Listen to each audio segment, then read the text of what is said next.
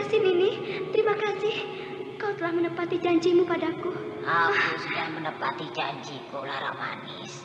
Kini kau harus pegang perjanjianmu padaku. Iya, Nini. Kau harus ingat-ingat ini. Baik, Nini.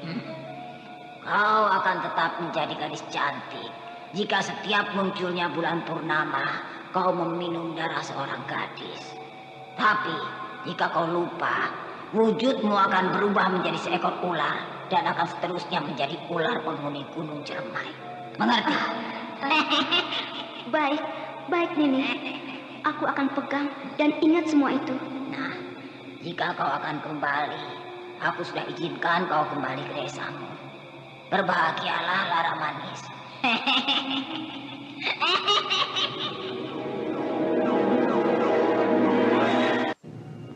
Perempuan sial. Tidak tahu diuntung. Jaga ucapanmu tadi, ha? Apa salah saya? Saya tidak suka dan Pandali memperlakukan diri saya tidak senonoh. Saya bukan gadis murahan. Saya datang dari jauh hanya ingin kerja. Ingin membantu orang tua saya. Kenapa saya diperlakukan tidak senonoh? Cik, aku jijik melihatmu. Sekarang kau masuk ke kamar itu. Ayo masuk, masuk. Atau aku akan memaksamu. Tidak. Ayo. Lepaskan tangan saya. Tidak. Jangan cengeng kayak anak kecil.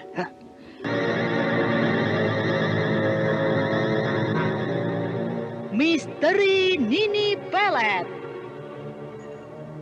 Kali ini mempersembahkan episode ke-18 dengan judul Titisan Dewi Sumbi. Naskah karya Ari Hidayat. Teknik dan montase Moko Metal. Dengan sutradara Dian Pertiwi.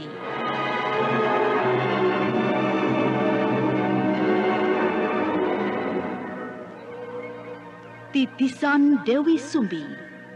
Suatu kisah tragedi pembalasan dendam seorang gadis desa yang terusir dari lingkungannya karena penyakit menular yang konon sangat berbahaya. Berkat bantuan Nini Pelet dengan perantaraan roh Dewi Sumbi, akhirnya gadis tersebut sembuh dari penyakitnya, bahkan menjadi gadis yang tercantik di desanya.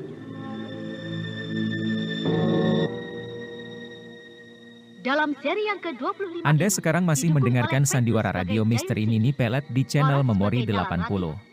Dan Idris Afandi sebagai Ki Gedeng Mukti. Pengantar cerita Eli Kusuma. Selamat mendengarkan. Jail Singgih berlutut di hadapan Ki Gedeng Mukti yang duduk bersila dengan tenang. Jail Singgih berharap agar Ki Gedeng Mukti menyerahkan Nalarati anaknya yang sedang berdiri di hadapannya. Berkali-kali saya mencoba untuk bisa merubah hidup saya. Saya merasa hidup saya sudah gagal. Jiwa saya kalut. Saya ingin ketenangan. Atau apa saja yang bisa membuat diri saya tentram. Izinkanlah saya membawa Nalarati. Tidak. Ratih tidak mau, Eyang. Dia bukan Bapak Ratih. Dia tidak pernah menyayangi Ratih. Ratih, kau tidak mau mengaku aku sebagai bapakmu. Aku Jail Singgih bapakmu. Aku memang banyak berdosa padamu, anakku. Bapakmu ini sudah bukan manusia lagi. Aku rela kau hina sekalipun. Aku rela kau membenciku sekalipun. Tapi izinkanlah bapakmu untuk hidup bersamamu. Izinkanlah aku menyayangimu, Ratih. Kalau kau sayang kepada anakmu, tinggalkan dia bersamaku di pondok ini. Anak itu butuh ketentraman. Kasih sayang orang tuanya serasa sudah hampa. Biarkan dia hidup bersamaku. Tinggalkan pondok ini sekarang juga. Apakah kau akan setega itu mengusir seorang bapak yang ingin mencurahkan kasih sayangnya pada anaknya? Aku tidak mengusirmu. Tapi ini demi kebaikan Ratih, anakmu sendiri.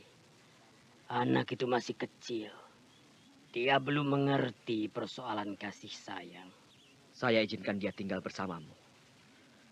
Tetapi saya tetap tidak akan pergi jauh dari pondok ini. Jangan kau usik aku. Jika aku ingin bertemu dia. Jail Singgih berdiri. Sejenak dia menatap wajah Nalarati. Kedua matanya berkaca-kaca.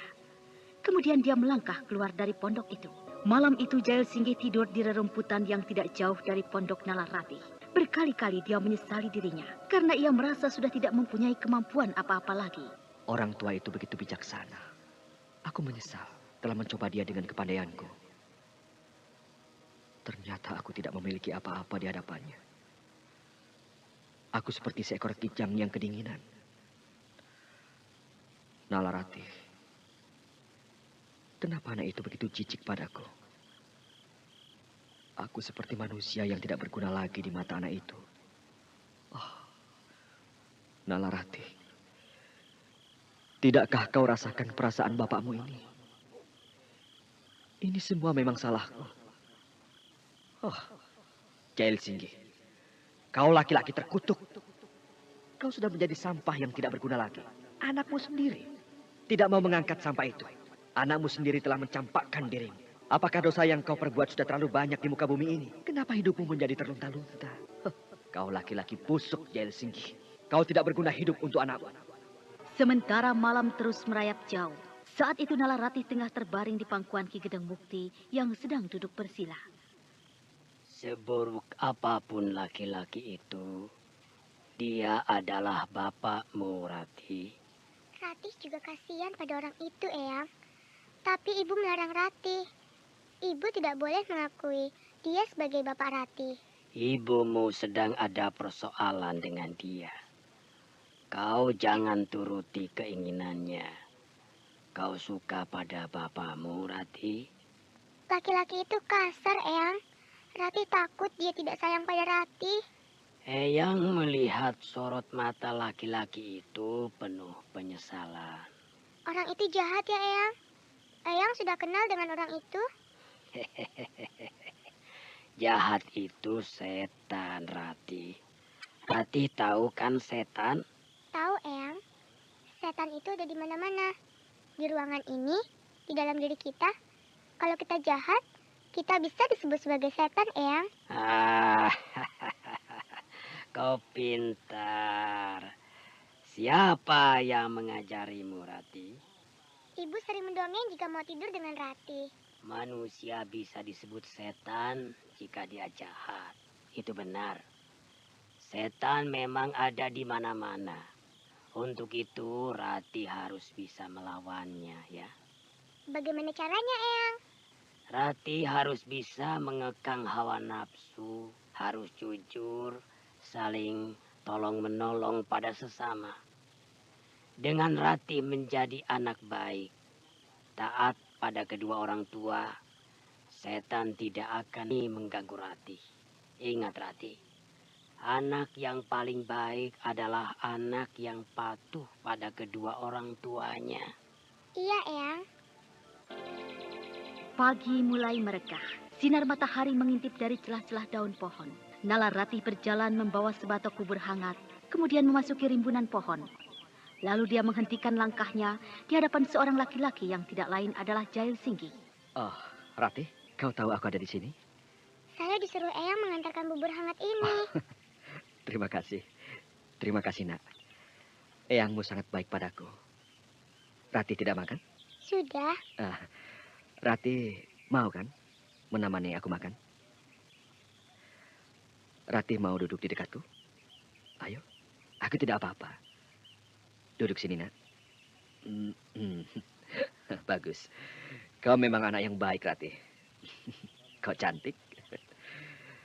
Aku sejak semalam tidak melihat ibumu. Ibu sejak lama pergi. Oh, pergi? Nilam. Rupanya kau tidak ada. Aku tidak tahu kalau dia pergi. Ratih hanya tinggal dengan Eyang Ki Gedeng Mukti. Ya, Ratih senang. Ratih sayang pada Eyang. Maaf, Ratih harus kembali. Tunggu, Ratih. Kenapa harus buru-buru? Nanti aku antar kau kembali. Tidak usah, nanti Eyang malah marah. Saya tinggal dulu ya, Tuan Jail Singgi. Ratih, tunggu.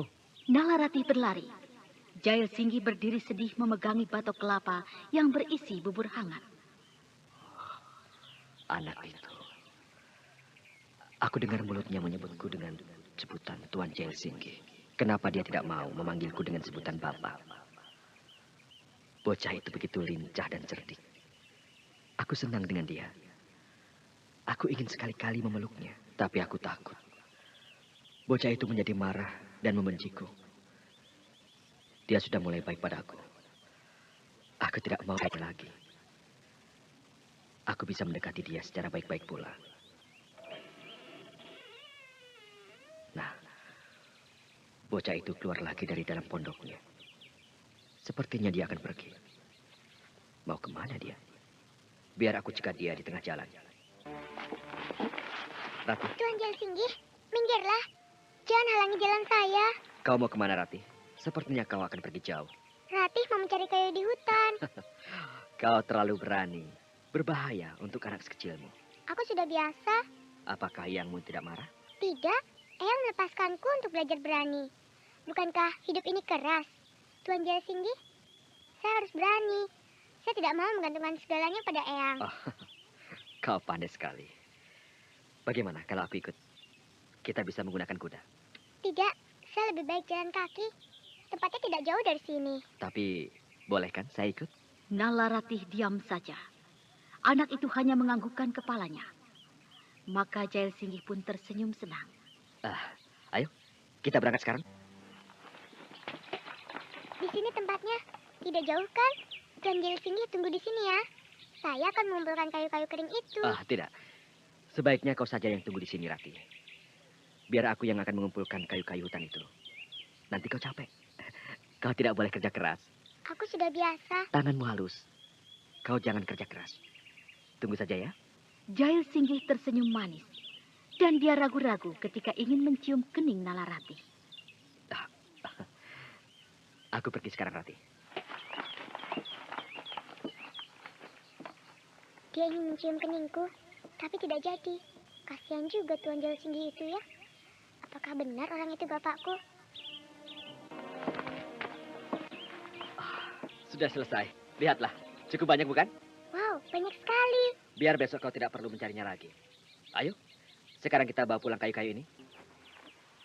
Sudah, letakkan saja kayu-kayu itu di halaman pondok ini. Cepatlah Tuan Jalsinggi pergi.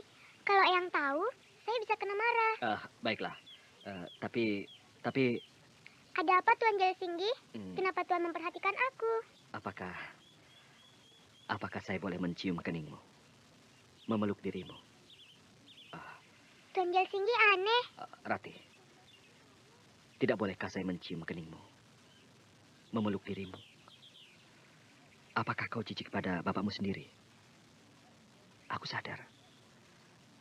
Aku memang tidak pantas menciummu. Memeluk dirimu. Apalagi menyentuh dirimu. Maaf Tuan Jalsinggi, saya tinggal dulu. Ratih. Nala Ratih berlari naik ke pondoknya. Kemudian dia masuk dan menutup pintu. Jalsinggi hanya berdiri memandangi kepergian anaknya. Tidak. Mendadak Jalsinggi berlari. Wajahnya kelihatan kecewa sekali. Tetapi kemudian dia berhenti di sebuah bukit kecil, lalu berteriak lantang. Jalsinggi, kau laki-laki keparat. Kau kotor menjijikkan. Apa aku ini? Siapa aku ini? Apakah jiwaku bangkai busuk yang sudah lama menjadi mayat? Kau hina sekali, Jalsinggi. Anakmu sendiri jijik menyentuh tanganmu ini. Kedua tangan ini tidak punya arti apa-apa. Kedua kaki ini tidak punya arti apa-apa. Kau mayat busuk. Tuan Jalsinggi? Nala Ratih. Apa yang akan Tuan lakukan di sini? Tuan menangis? Tidak. Saya tidak menangis. Tidak baik kan orang dewasa cengeng. Kau tahu, aku ada di sini. Saya hanya sedang mencari kupu-kupu. Kau senang dengan kupu-kupu? Aku memang biasa mencari kupu-kupu. Aku sering mencarinya bersama ibu di padang ilalang sebelah sana. Ratih, kau tidak rindu pada ibumu? Nala Ratih menganggukkan kepalanya sambil menggigit-gigit kuku-kuku jari tangan kanannya. Kukira aku tidak boleh membuang waktu lagi. Aku harus membawa anakku dengan caraku. Saya tidak tahu ibu ada di mana. Saya rindu sekali. Apakah ibu tidak sayang lagi pada Ratih? Kenapa ibu tidak pulang-pulang? Ibu sayang. Dia sedang pergi dan akan kembali. Tuan Jalsinggi tahu di mana ibu? Ya, saya tahu. Saya bisa mengantarmu jika kau mau bertemu dengan ibumu. Tuan tidak berbohong kan? Tidak. Kau mau kan? Aku antar menemuinya. Nala Ratih mengangguk. Jalsinggi tersenyum senang. Jalsinggi menggendong Nala Ratih, kemudian mengajaknya naik ke kudanya. Ratih. Malam itu Restu Singgih dan Nilam Cahya sedang merenung di sebuah tempat yang sepi. Keduanya tengah memikirkan keadaan mereka yang selalu gagal mendapatkan apa yang mereka ingin dari tangan Nini Pelet. Nilam, kukira kau memang harus menemui Nalaratih anakmu secepatnya. Setelah itu baru kita berangkat ke Tanah Banten, menemui petapa sakti yang tinggal di Gua Karangbolong. Mudah-mudahan petapa sakti itu bisa menerima kita dengan baik. Dia mau memberikan ilmu penangkal kedua ajian Jaran Goyang dan Semar Mesem itu. Perasaanku memang tidak enak sekali, Restu. Rasanya hatiku sudah rindu pada Nalarati anakku. Aku rasanya ingin sekali bertemu dengan anakku. Iya, aku juga ingin sekali melihat Nalaratih anakmu. Aku sama sekali belum pernah melihatnya semenjak bayi.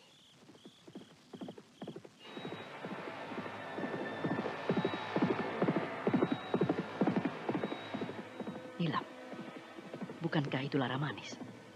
Dia sepertinya akan menuju ke induk desa. Apa kau lupa? Dia sudah bukan Lara Manis gadis desa ini, Restu. Dia sudah menjadi pengikut Nini Pelet. Di dalam dirinya menitis roh gaib Dewi Sumbi. Ayo kita kejar dia. Mereka melangkah tergesa-gesa. Restu Singgih dan Nilam Cahya akhirnya sampai di depan jalan yang memasuki induk desa. Lalu mereka berhenti di bawah sebuah pohon yang besar. Kemana perginya Lara Manis itu? Kukira dia ke rumah Pandali. Bukankah dia sudah tinggal sebagai suami istri sejak lama? Benar. Lelah sekali. Sebaiknya kau tidak perlu duduk istirahat di sini. Ini tepi jalan induk desa, Restu. Tapi rasanya kakiku lelah sekali, Nilam. Aku ingin duduk di bawah pohon ini.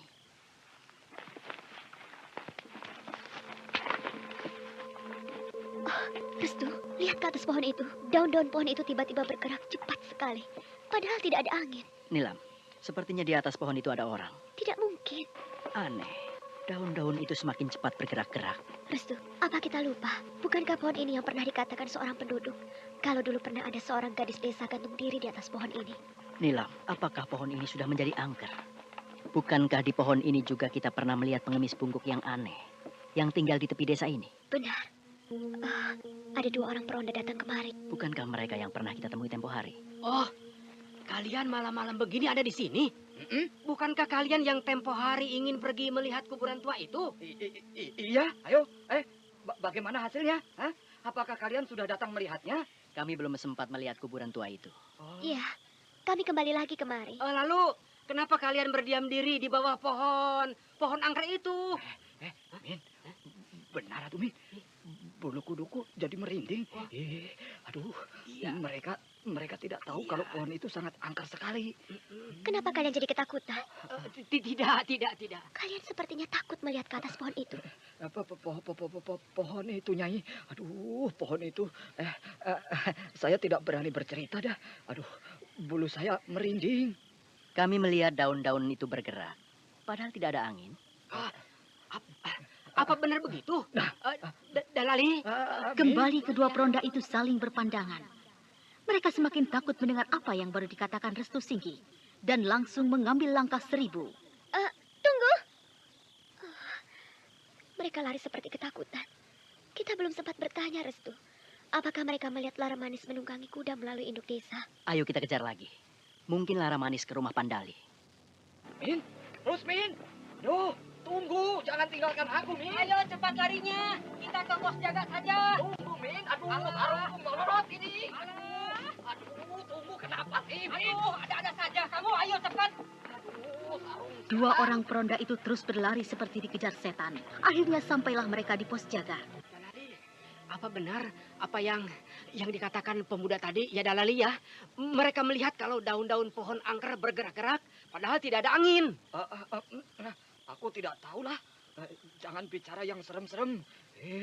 Aduh, gara-gara kau lari terlalu cepat.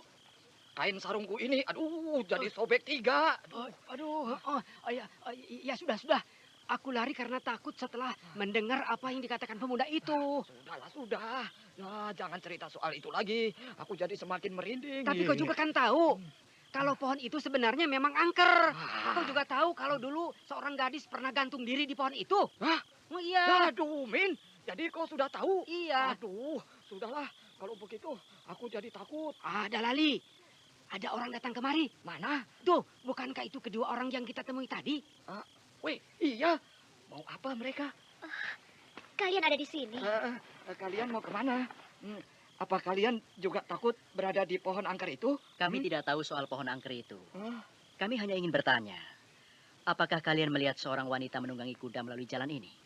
Yang mana? Kami sejak tadi melihat ada orang lewat menunggang kuda. Iya. Terima kasih. Kami permisi. Iya. Ayo Restu, kita langsung saja ke rumah Pandali. Tunggu dulu. Waduh, mereka pergi. Sepertinya mereka menuju ke rumah Den Pandali, Min. Itu rumahnya, Restu. Lihatlah, di halaman rumah itu ada seekor kuda. Kukira itu kuda Lara Manis. Pasti Lara Manis ada di dalam rumah itu. Restu Singgih dan Nilam Cahya tidak segera masuk. Mereka sembunyi di balik semak belukar yang tidak jauh dari halaman rumah itu.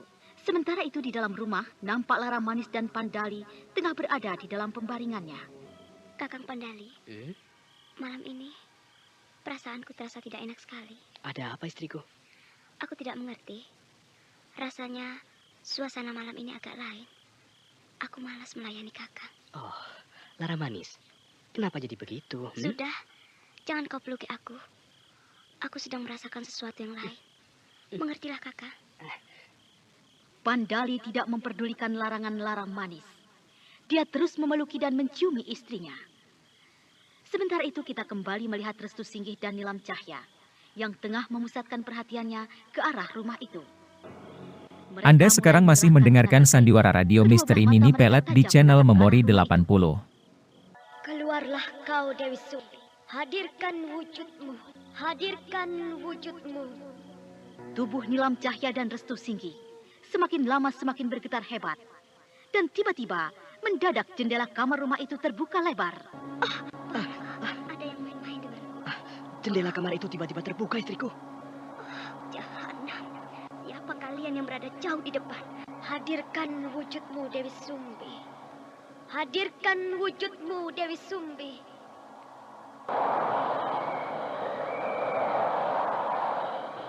Tubuh Lara Manis terkibas-kibas oleh angin yang cukup kuat. Bajunya koyak seperti sedang menahan kekuatan gaib yang datang dari luar rumah itu. Dan selanjutnya, perlahan-lahan tubuh Lara Manis berubah wujud menjadi makhluk aneh yang mengerikan dan menakutkan. Istriku berubah menjadi ular berkepala manusia. Tidak.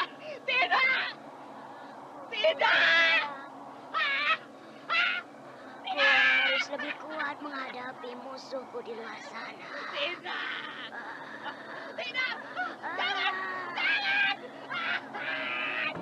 Lara Manis yang sudah berwujud ular berkepala manusia itu dengan puas menghisap darah Pandali hingga laki-laki itu tergeletak kaku tidak bernyawa lagi. Kemudian dari dalam tubuh ular berkepala manusia itu melesat sosok bayangan merah dan terbang keluar kamar. Kini sosok bayangan merah itu sudah menjelma menjadi Dewi Sumbi. Aku sudah hadir murid-murid Ki Buyut Manguntapa. Murid-murid Ki Buyut Manguntapa. Jangan kalian main-main. Tampakkanlah diri kalian di hadapanku. Aku tahu. Kalian sejak lama membuntuti aku. Dewi Sumbi. Aku sudah bosan berhadapan denganmu. Inilah malam suasana yang lain, Dewi Sumbi. Aku tahu. Anggaplah malam ini pertemuan lanjutan kita. Aku memang sejak lama selalu gagal membinasakan kalian.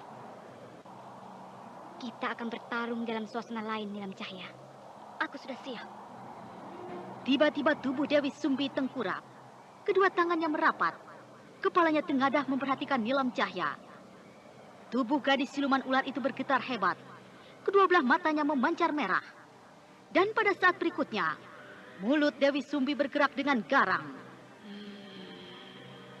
Siri laras geni ing mau, jagat geni, jagat ing mau.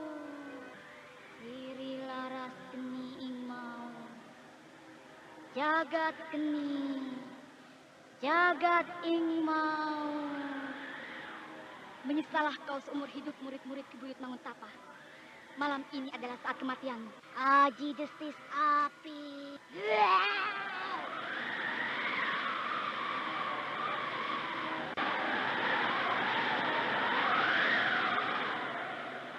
Mulut Dewi Sumbi menyemburkan lidah api.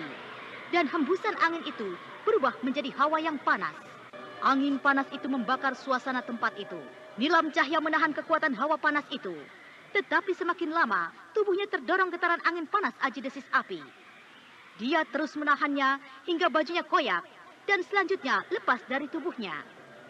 Nilam Cahya masih duduk bersila menghadapi kekuatan aji desis api Dewi Sumbi. Tubuhnya semakin terdorong ke belakang. Bajunya yang koyak sudah lepas dari tubuhnya. Melihat hal itu, Restu Singgi segera melompat ke belakang Nilam Cahya, lalu duduk bersila dan menempelkan kedua telapak tangannya ke tubuh Nilam Cahya. Tahan, Nilam. Aku bantu dengan kekuatan aji pupus baliku. Aku pun sedang menahan ilmu iblis itu, Nilam.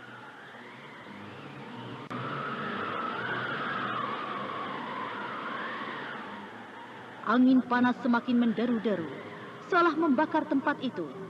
Tubuh Restu Singgi dan Nilam Cahya sudah basah kuyup dengan keringat. Akhirnya mereka terdorong dan muntah darah.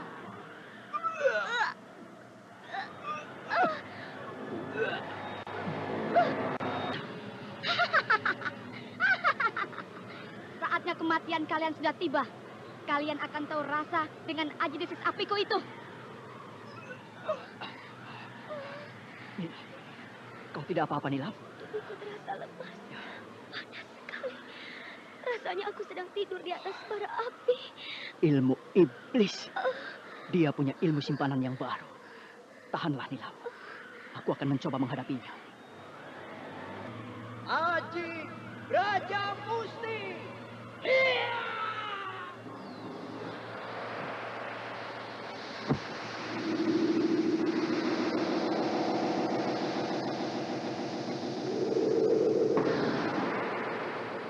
Bayangan sepasang tapak tangan lepas dari tapak tangan yang dilepas Restu Singgi. Bayangan tapak tangan itu merah, bagaikan bara api yang melesat ke arah Dewi Sumbi. Mendadak sengatan sinar merah muncul dari arah kegelapan dan berbenturan dengan bayangan tapak tangan itu.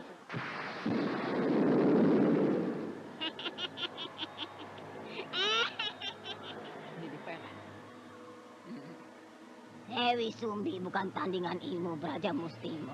Tempo hari, kalian bisa lari dari kematianmu. Tapi kini, kami harus melihat tubuh kalian menjadi mayat.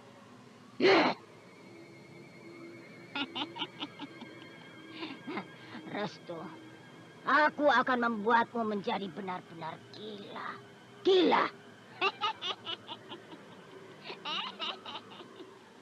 Juga roh gaib Gusti Adijaya yang ada di dalam jiwamu. Aku tahu, sejak lama roh gaib Gusti Adijaya bersemayam di dalam dirimu, Restu.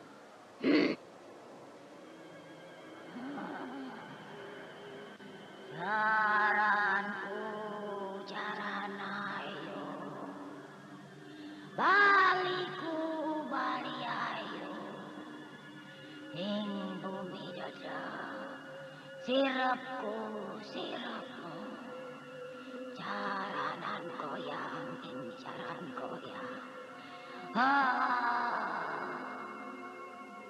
Aji Jaran menyelimuti tempat itu.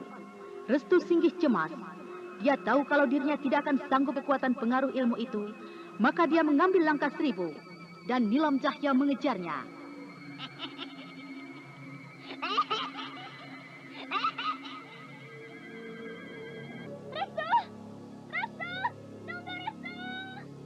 Restu Singgi terus berlari, sementara Nilam Cahya terus mengejarnya. Akhirnya Nilam Cahya menemui Restu Singgi, tengah berdiri di bawah sebuah pohon dengan penuh kekecewaan. Maafkan aku, Nilam. Aku benar-benar tidak sanggup menghadapi kekuatan aji jaran goyang itu. Kita tidak akan pernah sanggup menghadapinya. Kita belum memiliki ilmu penangkalnya. Kegagalan itu biasa, Restu. Bukankah sebelumnya kita sering menemukan kegagalan? Bagaimana mungkin kita akan sanggup merebut 2 kitab pusaka itu? Sedangkan aku sendiri tidak sanggup menghadapi aji jaran goyang. Rasanya aku jadi patah semangat. Jangan kau ulangi kata-kata itu lagi, Restu. Itu bukan dirimu yang sebenarnya. Semuanya lumrah. Perjuangan memang harus menuntut perjalanan panjang. Aku khawatir makhluk-makhluk itu semakin merajalela. Apakah kau akan menghancurkan perjuangan yang selama ini kita lakukan? Aku tidak tahu. Aku jadi malu dengan diriku sendiri, Nilam. Aku merasa sudah tidak mempunyai kemampuan apa-apa lagi. Jika aku sudah berdiri menghadapi kekuatan ajijaran goyang itu, aku selalu gagal. Aku selalu dibuatnya seperti anak kecil yang melihat hantu. Tubuhku. Aku telanjang baju. Nilam Cahya baru sadar kalau tubuhnya telanjang. Kemudian dia berlari ke semak belukar. Aku malu sekali dengan Restu. Nilam! Nilam! Kau di mana, Nilam? Kau jangan kemari, Restu. Dengan apa kau akan menutupi tubuhmu itu? Aku tidak tahu. Kau harus mencarikan aku baju. Aku juga tidak pakai baju. Ilmu iblis Dewi Sumbi itu benar hebat. Rupanya dia mempunyai ilmu andalannya yang baru. Aji desis api. Hawa angin panasnya begitu membakar kulit kita. Baju kita sampai sobek dan terlepas dari badan. Sudahlah, jangan bicara terus. Apakah kau akan mendiamkan aku dalam keadaan seperti ini? Ini tidak lucu. Cepat, carikan aku baju, Restu. Tapi kau harus ikut, Nilam. Itu tidak lucu, Restu. Apa aku akan jadi tontonanmu? Kau jalan di belakangku. Aku tidak akan menengok ke arahmu sedikit pun. Ayolah. Baiklah. Ayo jalan. Awas, jangan sekali-kali kau menengok ke belakang. Iya, aku mengerti. Ayo kita pergi. Kenapa berhenti? Kau lihat di depan sana itu. Lihatlah itu. Kau jangan menengok ke belakang. Awas kau. Iya, aku lupa. Aku lupa sungguh. Di depan itu ada sebuah gubuk penduduk. Ayolah kita datangi. Kita bisa pinjam baju atau apa saja yang bisa menutupi tubuhmu. Restu Singgih melangkah mendekati sebuah gubuk yang sangat sederhana. Di dalamnya nampak cahaya lentera yang masih menyala. Lalu Restu Singgih menghentikan langkahnya. Kau jangan menengok dulu. Aku mau sembunyi. Semoga saja pemilik gubuk ini baik. Aku bisa meminjam baju.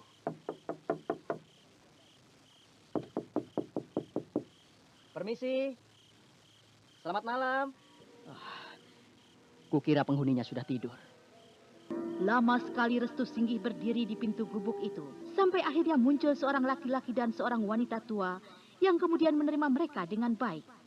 Setelah menerima beberapa pakaian sederhana, Restu Singgih dan Nilam Cahya memakainya, lalu duduk bercakap-cakap di ruang gubuk itu. Kelihatannya istrimu pucat sekali, Den Restu. Tentunya kalian belum makan. Iya, Den. Istrimu itu pucat. Biar aku sediakan makanan untuk kalian ya. Tidak usah. Jangan merepotkan. Jangan merepotkan. Kami hanya ingin menumpang menginap. Ini pun kami sudah berterima kasih sekali. Nyai, mungkin mereka sudah lelah. Ajaklah istri Den Restu tidur bersamamu di kamar. Pagi harinya, Restu Singgih dan Nilam Cahya turun ke sungai kecil yang tidak jauh dari gubuk itu. Restu Singgih membasuh wajahnya di air pancuran kecil, sedangkan Nilam Cahya duduk melamun di atas batu. Ada apa? Kenapa pagi-pagi melamun? Mandilah biar tubuhmu segar. Sebaiknya kau tidak perlu menipu mereka, Restu. Memangnya kenapa? Ada apa dengan Ki Waru dan istrinya? Aku tidak merasa menipu mereka. Apa maksudnya kau mengaku-ngaku aku sebagai istrimu? Aku tidak mengaku begitu. Tapi mereka saja yang mengira kita sebagai suami istri. Kalau iya, emangnya kenapa? Sudahlah, aku mau mandi. Kau jangan di sini. Iya. Aku temui mereka dulu. Mana istrimu, Den Restu? Dia sedang mandi, Ki Waru. Biar kita makan sama-sama nanti. Aku sudah siapkan semuanya. Terima kasih, Nyai Waru. Kalian ini sebenarnya mau kemana? Kami heran ketika semalam menerima kalian tidak berpakaian. Memangnya apa yang sudah terjadi dengan kalian? Sepertinya kalian pasangan suami istri yang baru saja kawin ya? Bagaimana ya? Jangan malu-malu. Katakan saja iya. Istrimu itu cantik ya. Sepertinya dia wanita yang setia. Kelihatannya dia lincah dan rajin sekali. Kau tidak salah memilih istri macam Nilam itu. Iya, Ki. Istrimu itu benar-benar cantik dan lincah sekali, luwes. Tentunya jika kalian mempunyai anak wanita, dia akan secantik ibunya. Jika anak itu laki-laki, dia pun akan tampan dan gagah seperti bapaknya. Kapan, Den Restu? Apakah sekarang ini juga sudah berisi? Belum, Nyai. Maaf, saya akan menyusul Nilam dulu. Kenapa kau menyusulku? Aku tidak tahan bicara pada mereka.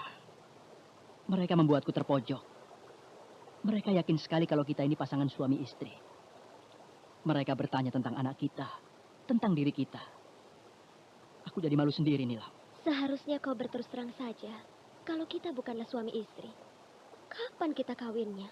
Aku malu, Nilam. Sudahlah, bantu aku membawa perabotan ini. Kita mau kemana, Tuan Jail? Kok kita belum ketemu juga sama ibu? Ibumu berada di tempat yang sangat jauh. Perjalanan kita memakan waktu yang lama. Kita sudah 1 hari di atas kuda. Tati capek duduk terus di punggung kuda. Kita cari tempat istirahat. Sepertinya kita akan sampai ke sebuah desa, Rati. Ya.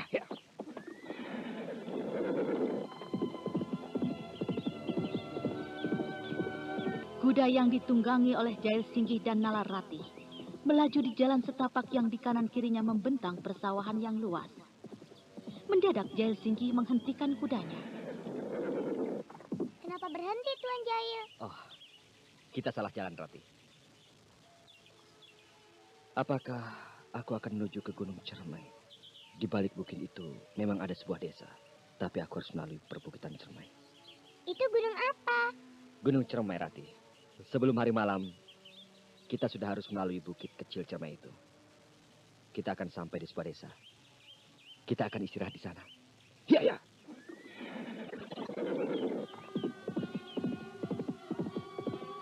Jail Singgih kembali menggebrak kudanya. Kuda itu berlari dengan cepatnya, menaiki perbukitan Cermai. Menjelang senja hari, mereka sampai di perbukitan kecil yang di kanan kirinya menganga jurang yang sangat curam. Bagaimanakah kisah selanjutnya? Nah, pendengar yang budiman, ikutilah kelanjutan Sandiwara Radio Misteri Nini Pelet di radio kesayangan Anda ini. Sampai jumpa.